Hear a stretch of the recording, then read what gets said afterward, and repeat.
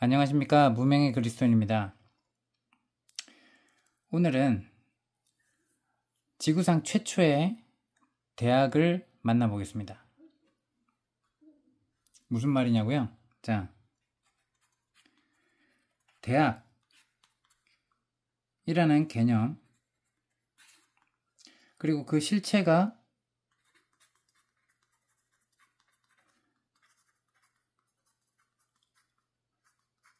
갖춰지기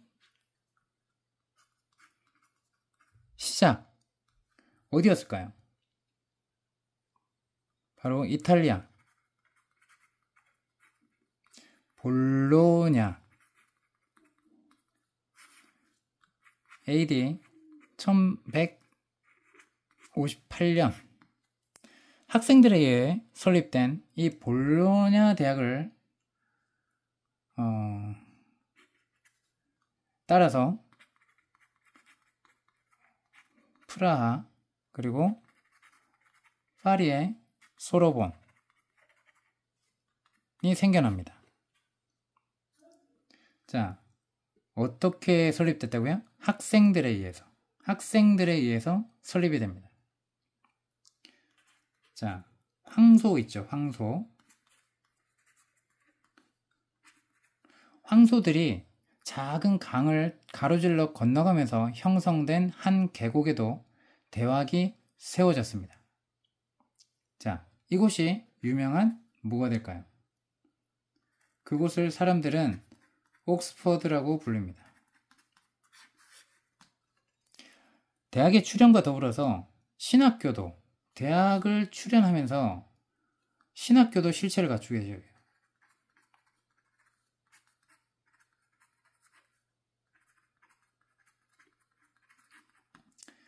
자, 이 점을 놓치지 마십시오.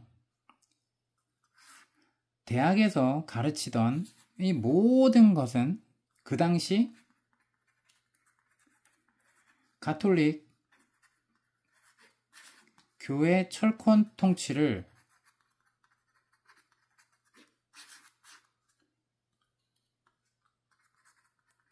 통해 관리되었어요. 그럴 수밖에 없겠죠. 왜? 대학 자체가 전적으로 무엇을 양성하기 위해 세워졌나요? 누구를 양성하는? 눈치를 채셔야 되는데, 전적으로 가톨릭 사제, 일반 서민들의 자제들을 이렇게 백성들을 위해서 교육을 향상시키기 위해서 생겨난 게 절대로 아니라 그 당시 가톨릭 교회의 철권 통치 하에 관리되었고 전적으로 가톨릭 사제를 양성하는 기관으로 대학이 설립이 됐습니다. 반드시 이 점을 놓치지 마세요.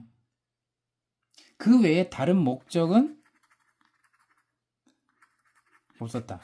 오늘날의 대학처럼 일반인들이 어떤 지위 상승이나 아니면 어떠한 전문적인 그러한 기술을 배우고 전문 지식을 배우기 위해서 그렇게 자기 개발이나 이러한 개념으로 대학을 가는 개념은 전혀 아니었다는 거예요.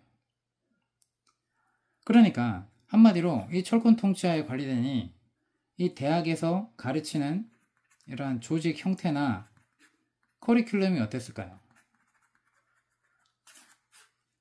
고착이 되죠. 딱 정해져 있었어요. 이것에 대해서 이걸 왜 배워요? 이런 말이 없었다는 거예요.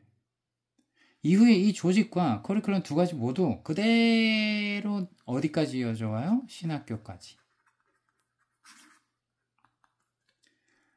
성직자가 되기 위해서 선생의 강의를 들으면서 교실에 앉아있는 것은 이 당시 카톨릭 대학이나 신학교나 전혀 다를 바가 없어요.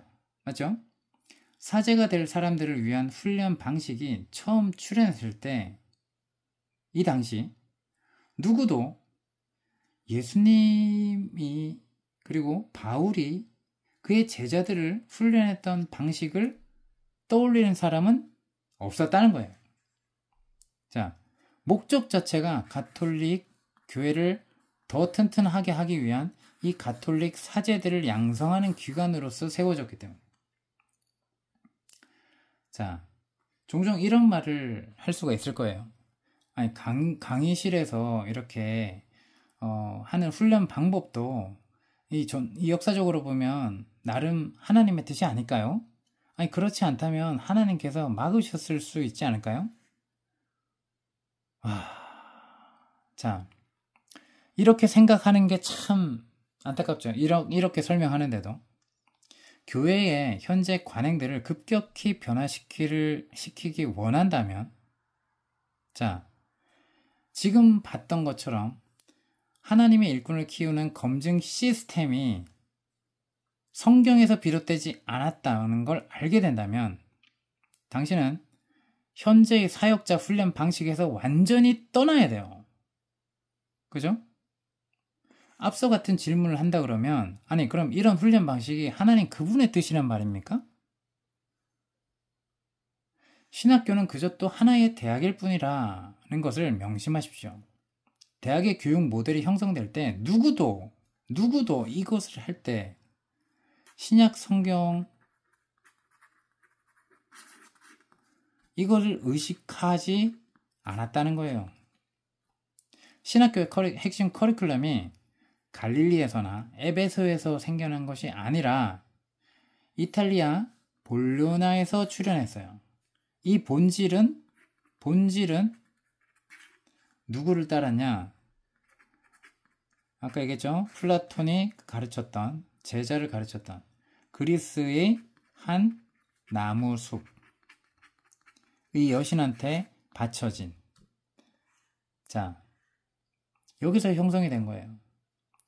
이 대학과 신학교 모델은 어쩔 수 없이 암흑 시대가 만들어낸 교육 모델이라는 겁니다.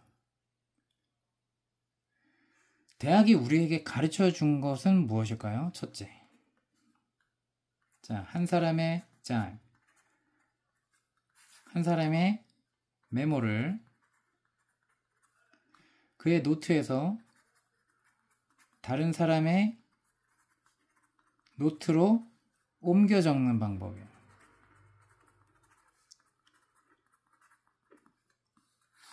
자, 컨트롤 C, 컨트롤 V로 주입하는 거예요. 주입. 그죠? 두 번째, 굉장히 중요합니다. 막연해요. 신학적인 이 지식이 사람을 영적으로 변화시킬 수 있다.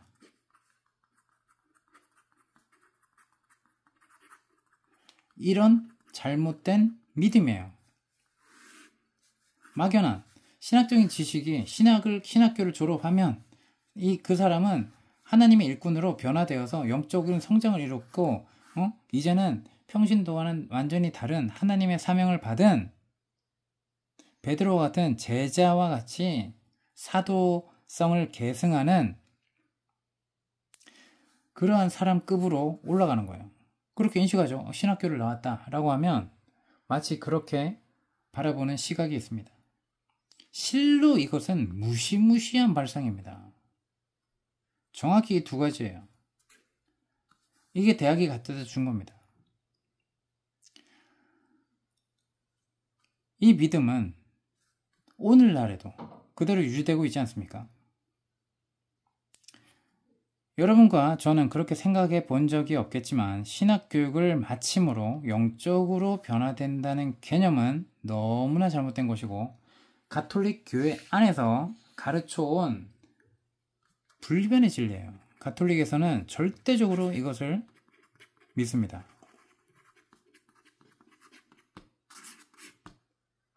그리고 그것은 개신교로 넘어온다는 거죠. 자, 실제로 신학교육을 통과한 모든 사람이 영적으로 변화한다고 믿는다는 것이에요.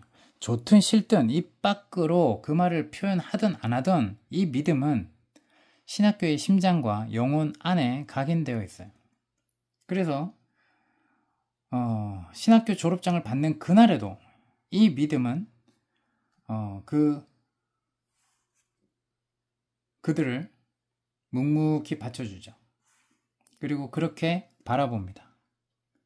그리고 교단 헌법에 목사란 해가지고 정의가 나와 있는데, 그러한 것들이 이 믿음을 뒷받침해주고 있다는 사실을 알 수 있습니다. 자, 대학 강의실에서 이 가르침은 시내산에서 혹은 올리브산에서 내려온 것이 아니라, 혹은 갈릴리 도로변이나 에베소 교회에서 생긴 것도 아니고, 폐쇄된 사각형, 열린 공간이 아닌 폐쇄된 사각형의 교실이 대학이 출현하기 전에는 생각지도 못했던 교육 공간이었어요. 알겠습니까? 학생들은 조그만 강의실에 집을 깔고 앉았어요. 교수는 앞에 서서 말했고, 학생들은 항상 선생을 향해 있어야만 했죠. 교수가 말한 모든 것을 그대로 암기해서 반복할 수 있으면 그 학생은 뭐가 되는 거예요? 그대로 외워서 암기할 수 있으면 뭐가 된다고요? 마스터가 되는 거예요. 잊지 마세요. 이때에 전적으로 가톨릭 사제를 양성하는 기관이었어요. 자격. 이 학생은 반드시 미혼이어야 했어요. 그리고 모두 독신이었어요.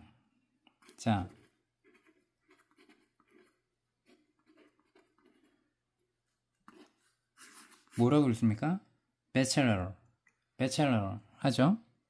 근데 우리가 학사 학위,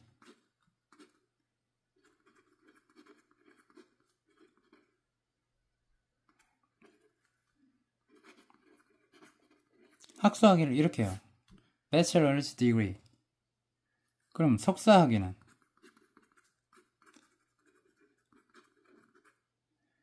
master's degree. 어떻게 해야 마스터가 됐다고요? 선생의 이야기는 그대로 암기해서 외울 수 있으면 마스터가 되는 거예요. 이게 자격이에요. 배첼러, 더 독신. 전적으로 가톨릭 사제를 양성하는 기관이었다는 것이 그대로 나오죠. 그죠? 여기서 생겨난 말들이에요. 학생들이 받은 학위는 그들이 자신들의 교수를 고용한 결과였죠. 이제 그들은 그 과목의 전문가가 되고, 또 그들도 교수로 불리게 될 터죠. 우리에게 친숙한 용어가 하나 더 있어요. teacher. 그죠? 교사라는 용어 출처도 다르지 않습니다. 사제가 될 이 학생들이 기계적 암기를 배웠죠. 듣고 암기하고 또다시 듣고 암기하고, 그 결과 이들은 선생이 말했던 것을 그대로 반복할 수 있게 된 거예요.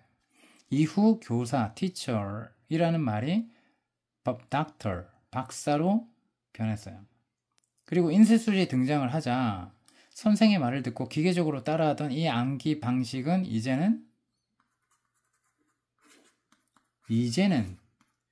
책을 읽고 따라하는 방식으로 바뀌었어요. 교수가 왜 저렇게 가르치는지, 그것이 성경과 다른지 전혀 따지지도 묻지도 않았어요. 성경적입니까? 대학은 매우 놀라운 관행 하나를 가지고 있었어요. 학생들이 교수를 인터뷰하고 고용한 다음에 그들한테 보수를 지급했어요. 그 교수가 마음에 들지 않으면 학생들은 그를 해고했습니다.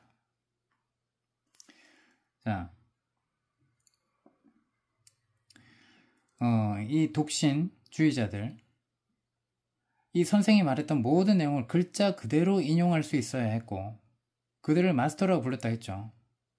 이것이 과연 성경적인 훈련 방식인가 보면, 디모데가 문학사를 받았어요. 바나바가 목회학 석사를 받았어요. 그때는 그런 게 없었다고요? 아니에요. 그리스도가 오기 전부터 플라톤, 아리스토텔레스가 이런 교육으로 받았다니까요. 자, 이게 다시 부활한 개념이고, 이게 장소적인 개념에서 이제 이것만 향상이 됐지 똑같았다는 거죠. 자,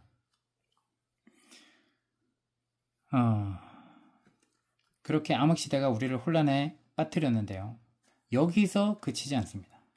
이제 토마스 아퀴나스에 대해서, 너무 유명한 토마스 아퀴나스,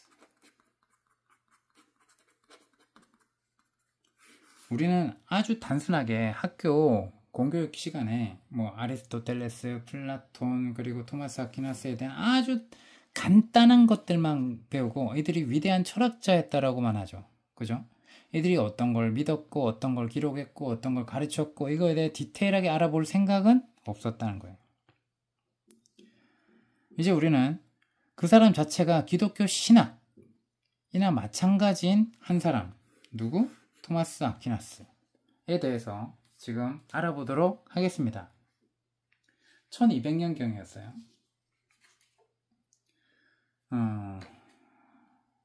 이는 우리들의 생각 속에, 그리고 모든 신학교와 성경학교 학생들의 사고 속에 지대한 영향력을 행사한 인물이라 할 수 있습니다. 왜요? 플라톤과 아리스토텔레스도 그렇게 해왔죠. 이도 마찬가지였다는 거예요. 비극적이게도 믿을 수 없을 만큼의 영향을 끼친 이 사람의 신앙은 믿을 수 없을 만큼의 결점으로 얼룩져 있어요. 최악은 바로 이거라는 거예요. 토마스 아퀴나스는 위 디오니시우스를 얘기했죠. 위 디오니시우스가 정말로 바울 밑에서 신학을 배워서 디모데를 가르친 1세기 기독교인이라고 확신했던 사람이에요. 완전히 속았죠. 그죠? 완전히 속았어요. 그래서 바울이 플라톤주의자라고 완전히 확신을 합니다. 자, 너무 중요하죠? 토마스 아퀴나스는 학생들에게 황소라는 별명으로 불리던 육중한 몸집의 사제였어요. 신학 총론,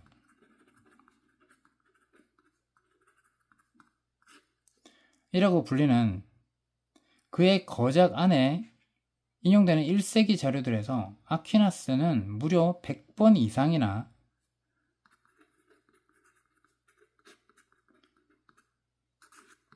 위 디오니시우스의 자료를 인용한다는 거예요.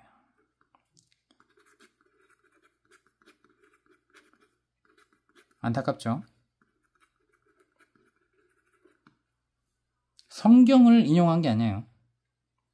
자, 이것은 무엇을 의미해요? 아퀴나스라는 인물 자체가 곧 기독교 신학 그 자체이다라고 말할 때 그것이 의미하는 바는 바울을 플라톤주의자로 확신했던 아퀴나스가 오늘날의 신학교 혹은 성경학교 커리큘럼이 되었음을 의미한다는 것입니다. 너무 중요한 얘기입니다. 근데 사람들이 이걸 잘 몰라요. 왜? 이러한 관점에서 신학교의 유래를 찾지도 않았고 당연하게 가르쳐주는 걸 맞나보다 암기하기만 하느라 바쁘기 때문입니다. 학위를 따기 위해서. 그죠? 신학교가 이런 걸 가르쳐도 돼? 아니, 신학교가 어떻게 생겨진 거야? 라고 신학교 가서 한다라고 하면, 그것까지 고민할 수 있는 사람이 얼마나 될까요? 그죠? 조직신학에서 교수들이 사용하는 교과서는 바로 아퀴나스가 말한 하나님, 그 사람이 해석한 천사, 그 사람이 인용하는 그 사람과 일치하는 내용을 담고 있다는 얘기입니다. 아퀴나스가 죽었을 쯤에는 강의실, 기계적인 암기, 그리고 그 사람이 해석한 천사, 그리고 그 사람이 인용하는 그 사람과 일치하는 내용을 담고 있습니다. 자, 노트 필기, 교수, 박사 시스템, 학위, 독신 체제, 이것들을 확립한 사람이에요. 그래서 신학교육의 유산으로 이미 고착화되어 있죠. 좋든 싫든 우리는 그렇게 플라톤의 영향력 아래 얼룩져 있어요. 그리고 그 영향 아래 따랐었던 디오니시우스나 토마스 아퀴나스라는 인물을 통해서 모든 강의실에 앉아있는 신학생들에게 지금도 지대한 영향력을 행사하고 있다는 사실입니다. 이걸 신학생들이 접한다면 어떤 일일까요? 그 시간에 성경을 읽고 예수님이 제자들을 어떻게 가르쳤는지, 예수님의 말씀에 내가 어떻게 반응하고 있는지에 대해서 더 깊이 기도하면서 이해하길 바랍니다. 성령의 음성에 민감하게 반응하는 그들이 되길 원합니다. 자, 무슨 얘기냐? 이 모든 것들이 예수님이 했던 제자들과 사도 바울이 제자들에게 가르쳤던 현장 훈련과는 아무런 관계가 없음을 주목하십시오. 예수님과 바울은 현장 훈련에 집중하셨고 교실과 강의실 수업은 존재하지도 않았어요. 내가 얘기하는 걸 그대로 너희들이 암기해서 전해줘야 된다라고 하지도 않았어요. 자, 이런 질문을 던져봅시다. 기계적인 암기나 노트 필기에 의한, 그리고 그것을 달달달 외워서 시험을 치러서 학점을 잘 받는 훈련, 이것이 정말 영적인 훈련입니까? 침을 한번 꿀꺽 삼킨 후에 대학 교육 모델이 1세기 모델과 살짝 비슷한 부분이 있다고 인정해 줍시다. 그렇다 할지라도 우리는 다른 방식을 선택해야죠. 비록 그럴 사람이 아주 소수겠죠. 자, 이제 1200년대로 거슬러 올라가 봅니다. 그 폐쇄된 공간에서 대체 무슨 강의가 이루어지고 있는지 알아봅시다. 기본적으로 지금 신학교에서 배우는 핵심 커리큘럼과 크게 다르지 않다는 겁니다. 그때나 지금이나 강의실에선 대부분 토마스 아퀴나스, 그리고 그의 친구들 아리스토텔레스, 어거스틴, 그죠? 어거스틴도 아주 빼놓을 수 없어요. 신학교에서 배우고 있잖아요. 그들의 철학 사상을. 마치 성경적인 것처럼. 그들이 성경에 대해서 아주 통달한 것처럼. 예수님의 완전한 제자인 것처럼. 그게 하나님 말씀인 것처럼. 작은 차이가 있겠죠. 지금의 신학교 교실에서 아리스토텔레스가 노골적으로 인용되기보단 아퀴나스와 어거스틴이 주로 인용된다는 정도겠죠. 그리고 당신에게 익숙한 사람은 아니겠지만 플라톤이나 아리스토텔레스만큼 위 디오니시우스도 여전히 우리들의 신학교 강의실에 현존하고 있다는 사실을 저도 느끼고 여러분들 배우고 있는 사람도 그걸 배우고 있을 거예요. 자, 하지만 대학 수업 전체가 모두 카톨릭 신학은 아니지 않겠어요? 아닙니다. 결국 아퀴나스는요, 가톨릭 신학을 대변하는 자입니다. 이 사실은 결코 변하지 않습니다. 그럼 개신교는 어떤가요? 적어도 개신교는 아퀴나스를 가르치지는 않는다. 그렇지 않은가요? 웬걸? 아니, 아퀴나스는 가톨릭 신학만큼이나 개신교 신학의 아버지 역할을 하고 있다는 사실을 알 겁니다. 자, 우리들의 신학교 교수들은 이 사실을 인식조차도 하지 못할 거예요. 그들 자신이 아퀴나스를 가르치고 있으면서도 모를 겁니다. 아퀴나스가 그의 기독교 총론에서 가르치는 내용, 그리고 개신교나 가톨릭에서 가르치는 내용, 실제로 거의 다르지 않습니다. 어떤 신학교 강의실이나 조직신학 시간에 다루는 내용은 똑같습니다. 우리가 어떤 신학교를 선택하든 아퀴나스가 다루었던 그 주제를 배울 수밖에 없다는 사실이라는 거예요. 저는 신학교 과정을 통해서 확인을 했어. 자, 이렇게 얘기를 하는데 아무런 의문도 없습니까? 우리는 모두 제기할 수 있는 모든 의문을 제기해야 되지 않겠습니까? 아퀴나스가 설정해 놓은 틀은 현대 복음주의 신학교에서 등장하기도 전에 우리 이미 그렇게 바라보도록, 그렇게 인식하도록 사고방식 안에 녹아 있었다는 사실입니다. 이제 또 다른 충격적인 사건이 등장하게 되는데요.